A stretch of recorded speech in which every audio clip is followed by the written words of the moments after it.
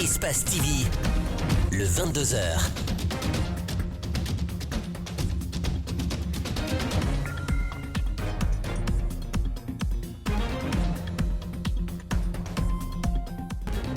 Bonsoir à tous et merci de choisir Espace TV pour vous informer. Et c'est parti pour les audiences criminelles au tribunal correctionnel de Mafanko. Au total, 107 dossiers sont à examiner. Parmi ces dossiers, il y a le trafic international de drogue à haut risque, le viol et des attaques à main armée. Les motos gagnent du terrain dans la capitale guinéenne au dire des citoyens. Elles sont bénéfiques pour éviter les embouteillages interminables. Mais le hic, elles sont des centaines, voire même des milliers, à circuler presque sans aucune réglementation. À suivre le reportage de Mamadou Saliouba et de Mohamed Kapelosila. Notre angle de ce soir nous amène dans les rues et marchés de Conakry. Là, nous irons à la rencontre de ceux qu'on appelle charretiers ou colporteurs.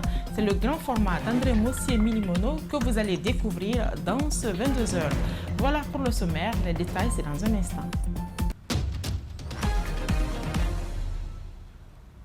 Bienvenue à tous. Les audiences criminelles se sont ouvertes ce mardi au tribunal correctionnel de Mafanko. Au total, 107 dossiers sont à examiner.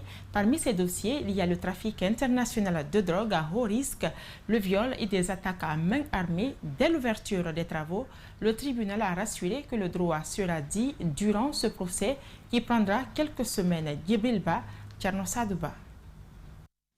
Une dizaine de personnes ont comparu devant le juge de Mafanko. Elles sont accusées pour des faits de trafic illicite de drogue à haut risque et de complicité, des cas de viol et des attaques à main armée. Ces audiences ont été longtemps programmées sans se tenir. C'est là aux grandes dames des accusés qui voyaient leur séjour se prolonger à la maison centrale de Conakry. Je vous ai dit à l'entame que l'organisation de ces audiences était une préoccupation. Vous constaterez que le détenu le plus ancien est en détention depuis 2014, à peu près 8 ans. Ce n'est pas normal. 107 dossiers criminels sont à examiner. Par contre, le tribunal correctionnel de Mafanko donne d'abord la priorité à 8 dossiers. Des dossiers qui relèvent des infractions devenues monnaie courante, le viol et le trafic de drogue. Actuellement, avec l'existence des tribunaux criminels, l'avantage, c'est la célérité. Le procureur général près la cour d'appel de Conakry marque sa présence à l'ouverture des travaux. Il souhaite que la dynamique qu'il a enclenchée il y a quelques semaines soit suivie par le tribunal de Mafanko. En pédagogue, il a martelé comme partout ailleurs. Mais nous demandons, si à la lumière des débats, il n'y aura pas des éléments de preuve tangibles de retenir la responsabilité de la personne, il demande au ministère public de ne pas être seulement dans la réquisition à charge. Si les éléments ne tiennent pas, nous requérons à charge et à décharge. Le jugement des procès criminels était du ressort des cours d'assises. C'est en 2016 que ce rôle a été dévolu aux tribunaux correctionnels. La lenteur du traitement des dossiers des détenus, le déficit d'un accompagnement financier des tribunaux, le nombre accru des dossiers criminels à juger motive cette transformation. La vente de médicaments dans les rues persiste dans notre pays. Pourtant, ce ne sont pas les efforts qui ont manqué, simplement la bonne stratégie. Notre équipe de reportage a rencontré quelques acteurs qui sollicitent la mise en place d'un laboratoire au port capable de détecter les faux médicaments, le recrutement des pharmaciens par l'État qui seront rémunérés par les vendeurs et surtout la bonne gestion des taxes et douanes que font rentrer ces médicaments. Alceni Bari, Aboubakar Din Kamara. On les retrouve à chaque coin de rue, de la capitale et à l'intérieur du pays. Ici, nous sommes à Hamdallah et Carrefour. Ces vendeurs de médicaments y sont installés. Notre caméra ne les gêne pas. D'ailleurs, ils ne semblent même pas remarquer notre présence. À Imbaya, les cas sont identiques. Pas besoin de se cacher. Ce qui n'est pas interdit est autorisé. Qui dit médicaments, dit posologie. Mais comment on aborde la question ici? C'est dessiné dans le carton. La photo est dit ça, comme on prend. Si c'est mot de tête, j'ai mis les photos de tête. Si les mots de dos, j'en fais comme ça. Tu as vu? Il n'y a pas de difficulté dans ça. Et c'est quelqu'un qui a fait au moins plus de 20 ans. Tu es dans l'exercice. Là, tu connais ça très bien. Souvent, ils sont victimes de descentes de forces de l'ordre. L'autre voie là, On a ici notre boutique. Les gendarmeries sont venus prendre notre marchandise. La question qui demeure est la réglementation du secteur. La venue du CNRD n'a pas changé grand-chose. Seulement, c'est la méthode qui est différente.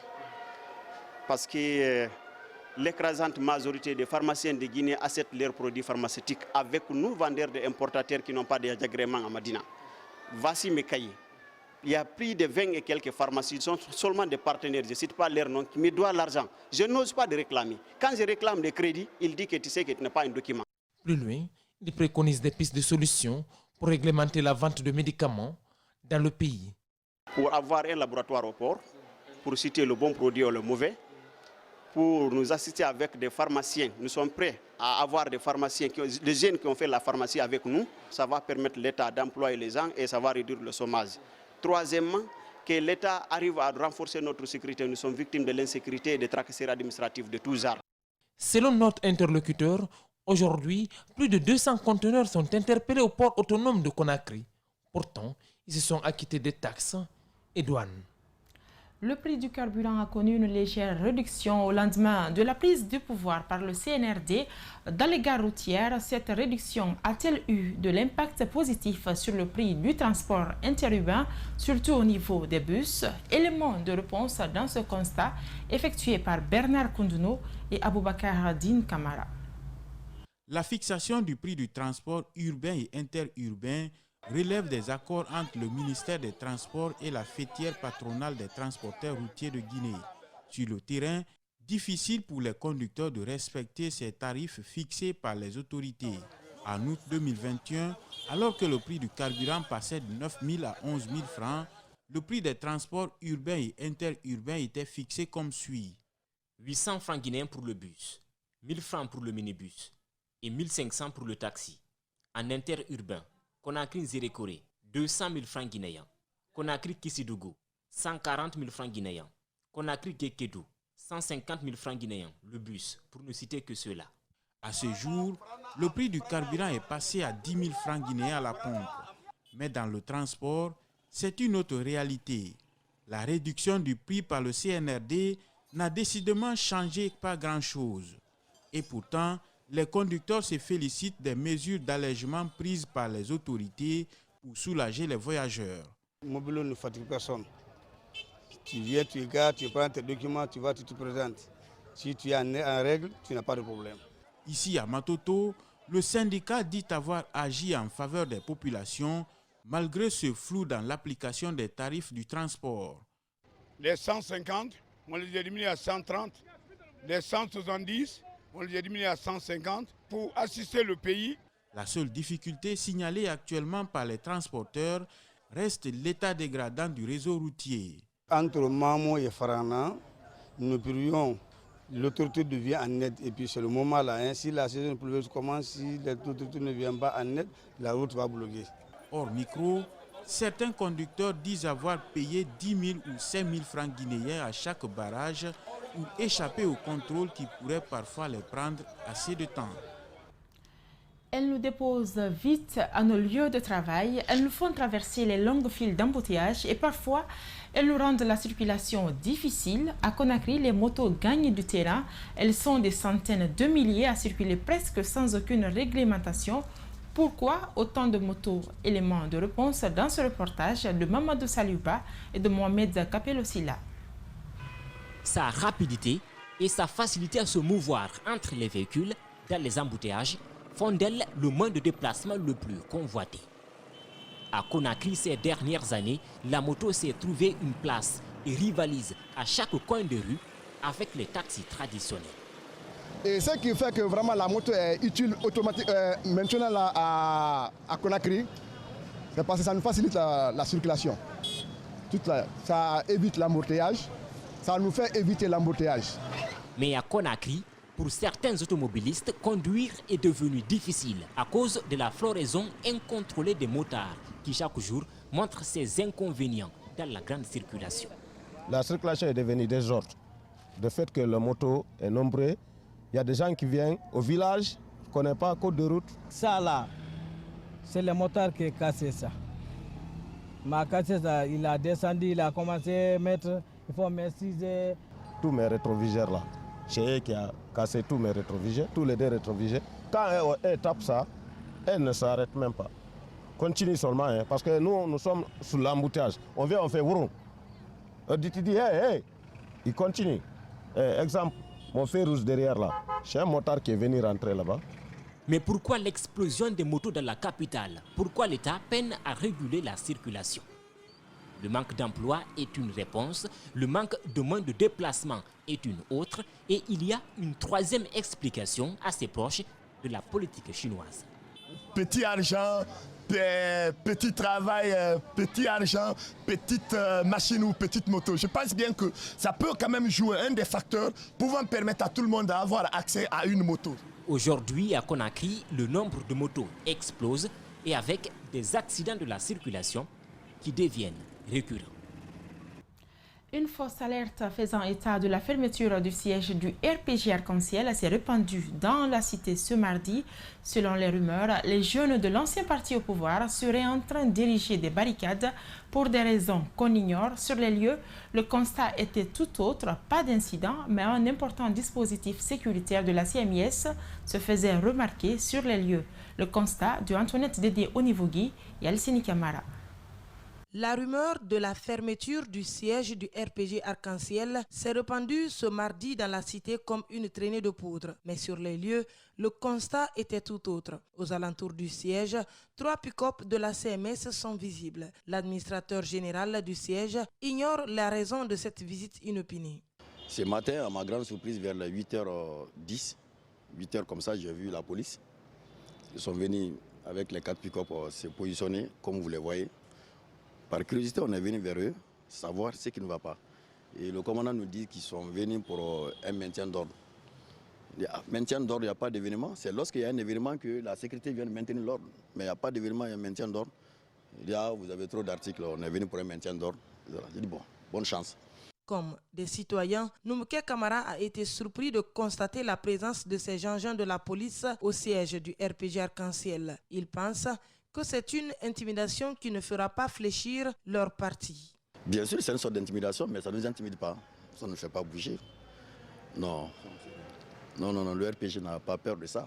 La présence des forces de l'ordre pourrait aussi être liée à la comparution de certains cadres du parti, dont le président du Conseil exécutif national provisoire devant la chambre d'instruction de la CRIEF. Je sais, c'est à cause de ça, parce que c'est... Sauf aujourd'hui que le programme a été donné que les casseries devraient se présenter au CRIEF, qui sont venus. Faut-il rappeler, le RPG Arc-en-Ciel a suspendu sa participation au cadre de concertation inclusive lancé par le gouvernement à travers le ministre de l'Administration du Territoire et de la Décentralisation suite à l'incarcération de l'ancien Premier ministre et 3 autres de ses ministres. Le ministre de l'Administration du Territoire et de la Décentralisation tend la main aux acteurs politiques guinéens pour une transition réussie. C'est à travers un communiqué lu lundi soir sur les médias d'État qu'il a fait ce geste salué par bon nombre de citoyens. Rosaline Goto-Monemo, Ibrahim Souri 5 Souma. Des citoyens rencontrés à Conakry saluent la démarche du ministre de l'Administration du Territoire et de la Décentralisation envers les politiques. Cependant, il sollicite qu'au-delà du communiqué, qu'ils se rendent dans les fiefs des partis politiques pour demander leur implication dans les concertations nationales. On veut que la Guinée réussisse. Là, tu vois, il ne faut pas s'attendre, parce que tu les appelles, ils ont refusé de venir. Il faut que les gens voient aussi que tu as fait un pas vers eux. S'ils refusent maintenant, la Guinée n'est à l'apanage d'aucune personne. Si tu te retiens, ce qui veut dire tu es consentant, quoi. Ce que les autres vont décider, tu vas accepter. Cet autre citoyen fustige la non-participation de certains politiques aux différentes concertations nationales. Il dit ne pas comprendre les attentes de ces derniers. Certains partis politiques veulent nous faire faire une transition bâclée, une transition à la hâte, qu'on mette les charrues avant les bœufs. Les gens, ils ont demandé le dialogue bec et ongle. Aujourd'hui, on leur dit venez, on va négocier, venez, on va dialoguer. Venez, vous allez avoir votre mot à dire par rapport à la transition. Il recule. Mais qu'est-ce qu'on veut réellement? Ne veut-on pas que le pays avance?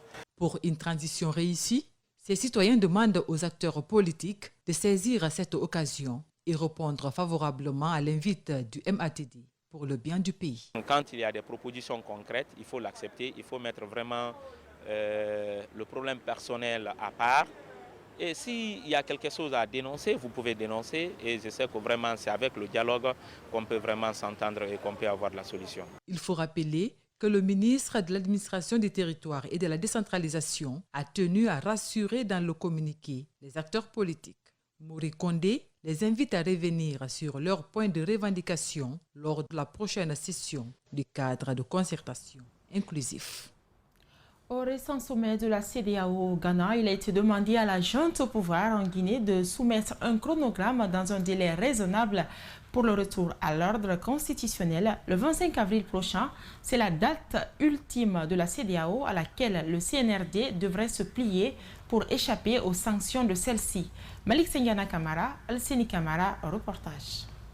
À partir du 25 avril prochain, dans moins d'une semaine, si le chronogramme n'est pas établi et soumis par le CNRD pour un retour à l'ordre constitutionnel, la Guinée risque gros. L'épée de Damoclès de la CEDEAO plane sur la tête des autorités de la transition si toutefois ce délai n'est pas respecté. La Guinée pourra-t-elle échapper à la colère de la CEDEAO? Oui, c'est bien possible d'après cet acteur politique. Je pense que la procédure est sous contrôle et que le 25 avril est tenable. Il n'y a pas question d'avoir peur ou quoi que ce soit. Sortir un chronogramme ne doit pas poser normalement de problèmes au CNRD. Déjà, les acteurs politiques, dans leurs mémos à l'occasion des journées de concertation avec le président de la transition, ont fait des propositions de dates pour la tenue des élections. Vont-ils accepter à l'unanimité le chronogramme qui va être publié? Ces citoyens en doutent. Le CNRD, pour ne pas qu'il soit sanctionné, c'est de sortir un chronogramme d'ici le 25, ils peuvent le faire pour ne pas être sanctionné. Même si le chronogramme ne sera pas accepté par tout le monde. 4 ans de transition est une durée raisonnable pour Bogola Aba afin de mener à bien les chantiers ouverts par le CNRD. Pour stabiliser une base de données, c'est une question de 10 ans. S'ils peuvent le faire en 4 ans pour qu'on ait une base de la population dans laquelle on va extraire pour aller aux élections locales, législatives et évidemment aux élections communales et présidentielles, en 4 ans, avec cette hypothèse, ça serait une prouesse pour la Guinée. Avis contraire à celui de ses citoyens. Moi, je pense que c'est la durée de la transition qui doit déterminer les choses qui doivent être faites. Depuis l'avènement du CNRD au pouvoir, il y a près de 8 mois, sa priorité a été tout d'abord la moralisation de la chose publique, la lutte contre la corruption, le détournement et la gabegie financière. Comment sont gérés les fonds alloués par les sociétés minières aux populations impactées par leurs activités? Pour le savoir, l'ONG Action Mine Guinée a entrepris des études sur le terrain. Elle a procédé ce matin à la publication officielle du rapport de cette étude sur la mise en œuvre du premier exercice du Fonds de développement économique local FODEL. Plusieurs recommandations ont été faites pour une gestion efficiente de ces fonds. C'est un reportage que nous signent André Moussier Milimono et Aboubakar Sori Kamara. Le Fonds de développement économique et local FODEL est versé aux populations impactées par les activités extractives afin de les permettre de réaliser des projets de développement économique et social. En 2020, 4 préfectures minières, Boké, Sigiri, Dingira et Bofa, ont bénéficié du fonds. Mais il y a eu des failles, révèle le rapport d'Action Mine. On a constaté que certains élus locaux, certains membres des comités de suivi de la mise en œuvre du FODEL, ainsi que quelques citoyens ont une perception erronée du FODEL. La politisation et l'affinité par certains élus dans l'octroi des financements et des groupements de jeunes et de femmes. Le faible niveau de transparence et de redevabilité dans la gestion du FODEL au niveau des CAGF et au niveau des collectivités locales. Ce sont plusieurs projets qui ont été initiés par ces communautés lors de l'acquisition du FODEL pour son premier exercice.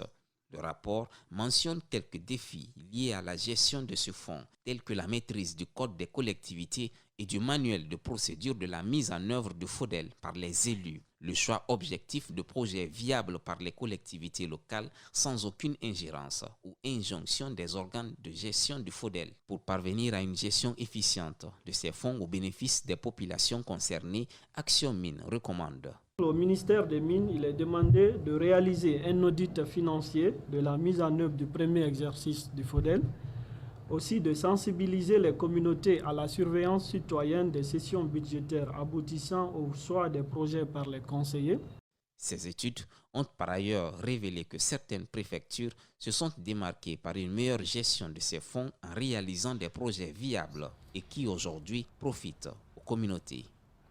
Dans le souci d'apporter sa contribution à la matérialisation des droits des patients, le collectif interassociatif pour le plaidoyer et la promotion des droits des patients assure une prise en charge de qualité. C'est dans ce cadre qu'une rencontre de haut niveau de plaidoyer, une journée nationale des droits des patients, a eu lieu ce matin au CHU d'Onka en présence de plusieurs acteurs de la santé. Compte rendu, Guéné Bemba Koulibaly et Djibril Kaba Kamara. Des mesures législatives en faveur de la santé et particulièrement en faveur des personnes vulnérables ont été prises pour réglementer le secteur de la santé. Engagé dans la promotion des droits des personnes pour une prise en charge de qualité avec d'autres organismes évoluant dans ce sens, le collectif interassociatif pour le plaidoyer et la promotion des droits des patients se mobilise pour apporter sa contribution dans la matérialisation des droits des patients. Les organisateurs estiment que respecter les droits des patients, c'est permettre à chacun de vivre positivement sa maladie et avoir accès à des soins de santé de qualité. Et un patient qui a son droit brisé, il a le cœur brisé. Donc cela va affecter beaucoup plus sur le patient. Et là, s'il il a ses droits, ça lui permet de mieux vivre avec sa maladie. L'ONG Soltis, à travers son projet Patients au cœur du traitement et des soins, promet d'accompagner le collectif pour renforcer le droit des patients en Guinée. La question des droits des patients, c'est une question qui nous tient à cœur.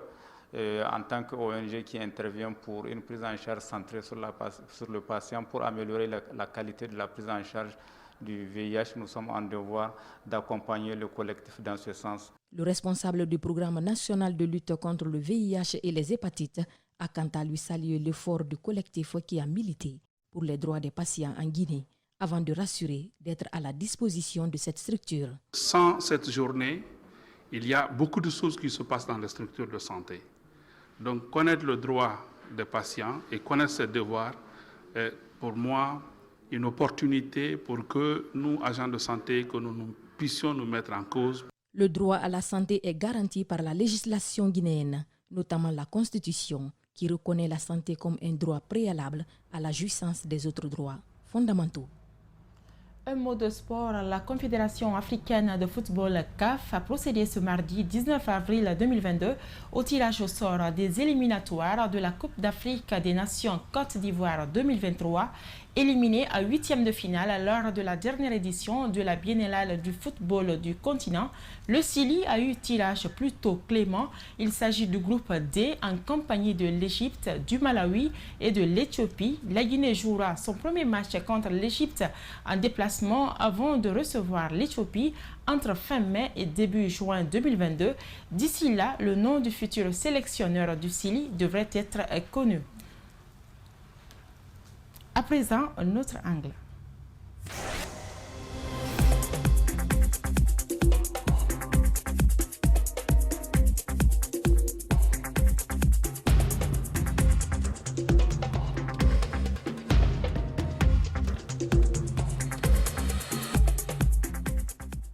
On les appelle des charretiers ou des colporteurs. Leur travail consiste à transporter des bagages solides des usagers d'une zone à une autre moyennant une somme d'argent. Dans la circulation avec les charrettes chargées ou non, ils se faufilent entre les véhicules même au risque de leur vie. Mais qui sont vraiment ces jeunes ? Comment fonctionnent-ils? Sont-ils vraiment des vagabonds errants sans situation comme le pensent certains citoyens? Nos reporters André Moussi et Milimono et Tiano Sadouba ont tenté de comprendre. Nous sommes au marché du kilomètre 36, dans la préfecture de Koya. C'est l'un des plus grands centres d'affaires du pays. Ici, des milliers de citoyens gagnent chaque jour leur vie à travers différentes activités. Parmi eux figurent ces jeunes, les charretiers. Il est 5 heures du matin. Mohamed Djabi et Alpha Amadou Bari, tous deux charretiers, se préparent à aller travailler. Ils enfilent leur tenue de travail, chaussures. Tout est prêt. Quand on se lève le matin, on fait nos prières avant d'aller travailler. Et c'est entre 8h, 9h que nous prenons notre petit déjeuner.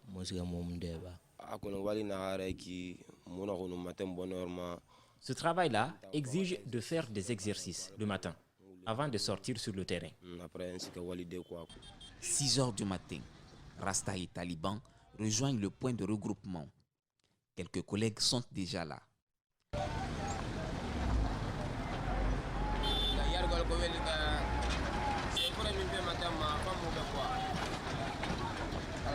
Le travail commence dès que le premier client se présente. Ce sont généralement les femmes avec qui ils ont affaire. Les femmes lèvent tôt au taquet, les premières à être sur le lieu de négoce.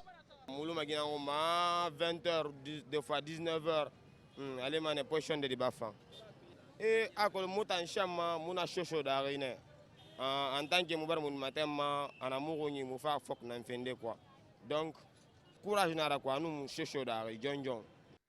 Leur service se négocie à 2000 francs minimum. Ce prix augmente à raison du poids des bagages et de la distance à parcourir. Certains y gagnent jusqu'à 10 000 francs le déplacement. Nous pénétrons dans le marché pour suivre leur travail. Ils sont aussi actifs à l'intérieur du marché que sur les trottoirs et les abords des routes. Lorsque la demande augmente, ils élèvent aussi leur prix, à prendre ou à laisser. La clientèle est satisfaite. Lorsque nos marchandises arrivent, ce sont des charretiers qui partent les chercher pour nous au bord de la route. Ils nous aident beaucoup. S'il n'y avait pas ces charretiers-là, c'est-à-dire ces transporteurs de bagages, s'il n'y en avait pas, maintenant quand tu as beaucoup de bagages, comment tu allais amener ces bagages-là à la maison? Donc il faut qu'il y ait des gens comme ça aussi qui transportent ces bagages. Malgré ces reconnaissances de la part des clients, les difficultés rencontrées par les charretiers sont énormes. Le problème ici, alors nous, on ne connaît pas, alors on débarque. Si on débarque le bagage, c'est les gens alors qui sont là, nous on débarque. Si ils ne volaient pas, nous on ne connaît pas. Bah, nous on débarque, on prend, on l'envoie. Si il manque alors, s'il ne veut pas rentrer dans le magasin alors, c'est nous qui connaissons un pays. C'est nous qui vont payer sur ça. Quand s'il ne veut pas rentrer dans le magasin, et là à dehors, ce n'est pas nous l'argent. C'est ça qui est important, nous connaissons. On leur reproche surtout d'être des voyous, des loupards et sans-abri errant dans la rue. Certains citoyens, par contre, ne partagent pas cet avis. Ceux-ci ne sont pas des voleurs. Tu peux leur donner de l'argent pour t'apporter n'importe quelle marchandise. Ils le font sans problème. Lui est marié et parvient à nourrir sa famille grâce à ce métier. Au lieu de rester à la maison, tendre ma main à ma famille, à chaque jour ou bien à chaque mois, comme je n'ai pas une autre chose à faire, je me patiente dans ça d'abord, jusqu'à ce que j'ai un autre. Je gagne mes frais de logement, mon dépense, la santé, ainsi de suite. Ces charrettes à 2 manches, qui sont en fait des brouettes modifiées, représentent le principal outil de travail de ces jeunes. Elles ne sont pas aussi faciles à obtenir. Pour ceux qui n'ont pas leur propre charrette, il faut débourser une somme de 150 000 francs pour en être propriétaire, ou encore louer une charrette pour une journée de travail. Cela nous amène en plein cœur du marché où nous rencontrons ce vieil homme. Il gère sa propre entreprise de location de charrettes.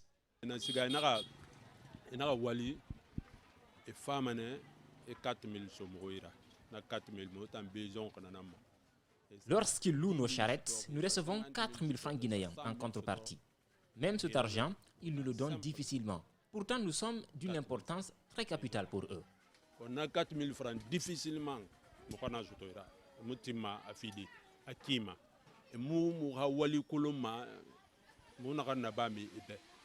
Le soleil est au zénith. Rasta et ses amis prennent une pause. Ils profitent de leur petit arrêt pour discuter entre eux. Mais cela ne l'empêche pas d'aller travailler lorsqu'un client appelle. Au coucher du soleil, les jeunes charretiers sont submergés par les clients. Il est 20h. Rasta transporte son dernier chargement. Ils nous conduisent dans un endroit où tous se retrouvent après une longue journée de travail. Chacun se revêt d'habits nouveaux. Puis vient le tour d'une importante réunion au cours de laquelle ils tirent les leçons de la journée. Certains parmi eux ont des projets d'avenir. Ils ne souhaitent pas passer toute leur vie dans cette activité.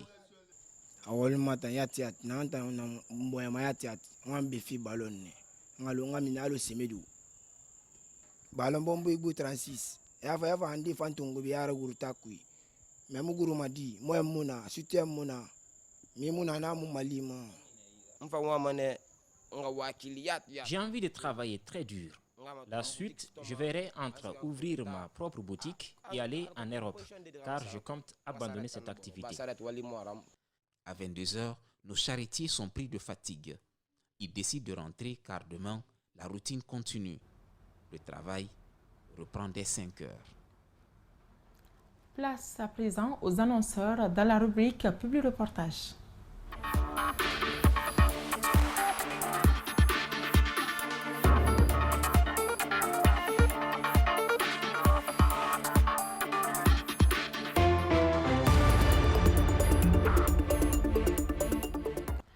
Les bureaux exécutifs des antennes communales de la Chambre de commerce, d'industrie et d'artisanat de Kaloum et de Matam ont été installés ce mardi. Ces antennes auront pour mission de mobiliser les ressources intérieures de l'État. C'est le chef de cabinet du ministère du Commerce, de l'Industrie, des petites et moyennes entreprises qui a présidé les cérémonies d'installation. Autre installation, c'est celle des membres des chambres de commerce, de l'industrie et de l'artisanat de Matoto, Ratouma et Dixine. Les présidents des dites chambres ont été officiellement installés dans leurs fonctions par le directeur national du commerce. Cette initiative du gouvernement guinéen à travers le ministère du Commerce vise à régulariser ce secteur en Guinée. Je vous invite à suivre successivement ces deux éléments de Public Reportage.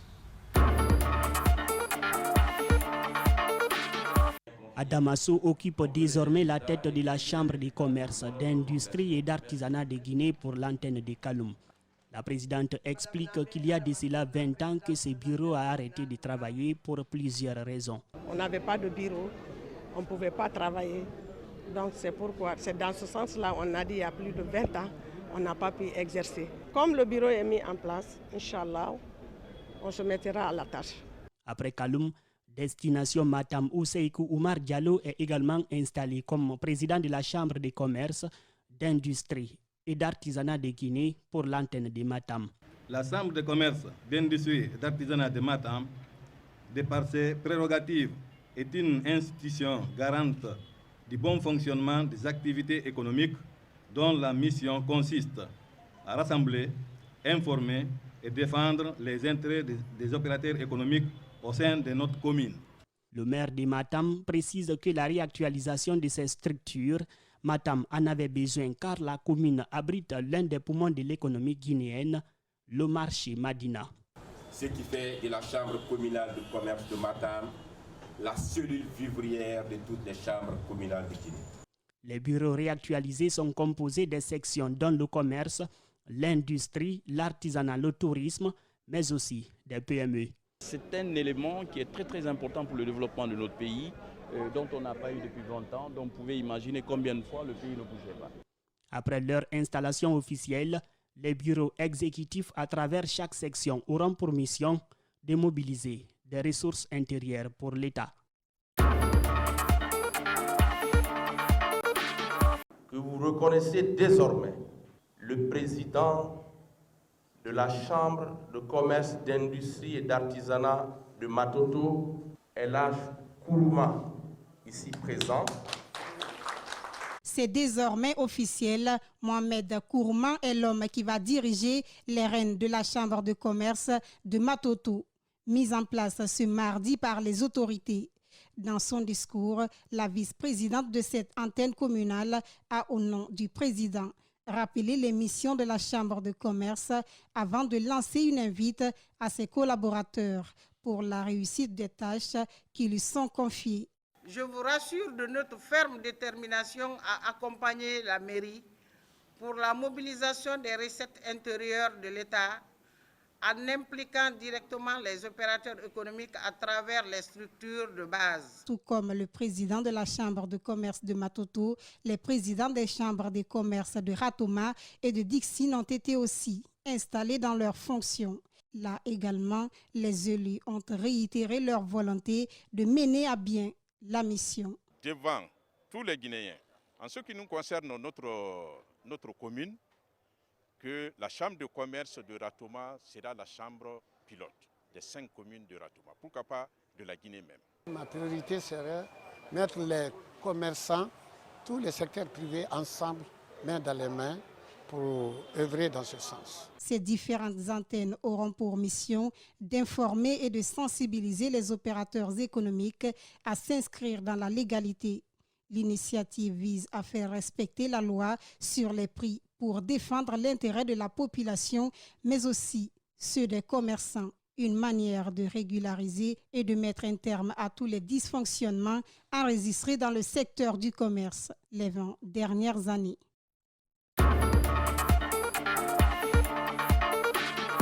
Voilà, c'est la fin de ce journal réalisé par Fatoumata Bintabari grâce à l'assistance technique de Lamine Sidibé. Merci de votre fidélité au programme d'Espace TV. Au revoir et portez-vous bien.